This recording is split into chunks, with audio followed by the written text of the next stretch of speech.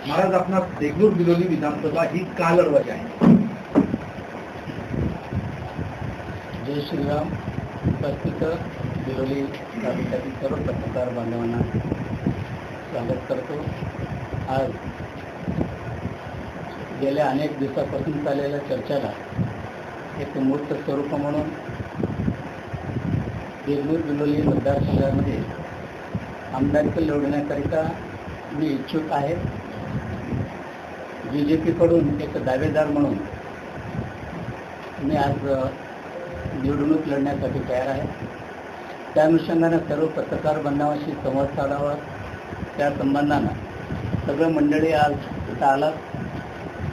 तर खऱ्या अर्थानं तुमच्यासमोर अनेक प्रश्न असेल, तर तुम्ही प्रश्न विचारण्याच्या अगोदरच तुमच्या सगळ्यांच्या बरोबर मी 4-5 मिनिटं काही माझा विचार तुमच्यासमोर ठेवणार आहे. पत्रकार म्हणून तुम्हाला सध्याची संपूर्ण जगाची परिस्थिती माहिती आहे. त्यातल्याच आपला हा महाराष्ट्राचा विचार केलं तर आम्ही सगळेजण एक वेगळ्या विचारधारेच्या ह्याच्यामध्ये वाहत चाललेलो होतो. परंतु सध्या महाराष्ट्रामध्ये महायुती सरकाराचा हिंदुत्व विचाराचा जे काही धडकेबाज निर्णय आहे ते सर्व गोष्टी पाहता येणाऱ्या काळामध्ये हिंदुत्व विचाराला चांगला काळ म्हणायला काही हरकत नाही. कारण महायुती सरकारने गोमातेला राज्यमातेची दर्जा दिलेली आहे. प्रत्येक गायीसाठी दिवसातलं 50 रुपये याप्रमाणे एका गायीची चाऱ्याची व्यवस्था करून दिलेली आहे. तेवढंच नव्हे तर अशी अनेक आज सांगण्यासारखं खूप आहे.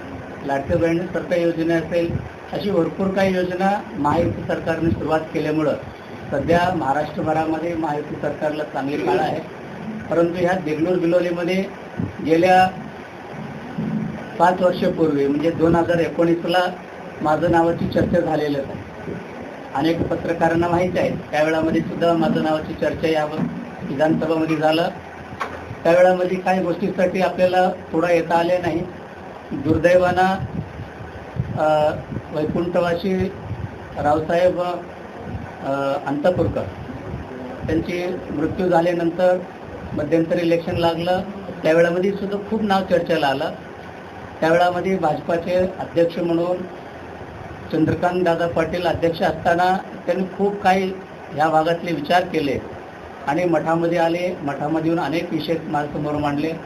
मग त्यावेळामध्येच त्यांनी दादांना तेच सांगितलं होतं की माझं तयारी आहे, पक्षाने संधी दिलं तर माझं काही अडचणी नाही. परंतु त्यावेळातलं परिस्थिती पाहता अनेक लोकांना काही आपलं हितचिंतक आहेत. एक महाराज म्हणून पाहत असताना अनेक सर्व समाजातलं, फक्त लिंगायत समाजच नव्हे तर सर्व समाजातलं काही मंडळींनी माझ्याशी भेटले. मध्यंतरी इलेक्शनमध्ये आपण यायला नको असं सांगितल्यानंतर पक्षानं सांगितलो, कारण ते जे काही दुःखद घटना असल्यामुळं त्यावेळामध्ये पडायला योग्य वाटत नाही म्हणून त्यावेळामध्ये मी माघारी घेतलो. परंतु सध्या जे काही 2024 सुरुवात झाले यावेळामध्ये मात्र एक प्रमुख दावेदारी म्हणून मी भाजपाकडून माझं मागणी ठेवलेलं आहे. या अनुषंगानं महायुतीमधल्या अनेक लोकांना माझं परिणाम गाठीभेटी करत आलेले आहेत. परंतु आज मात्र देगलूर बिलोलीमध्ये इलेक्शन लढवत असताना अनेक लोकांचे प्रश्न आहे की महाराजांनी इलेक्शन लढवावं का आणि का म्हणून लढवतात.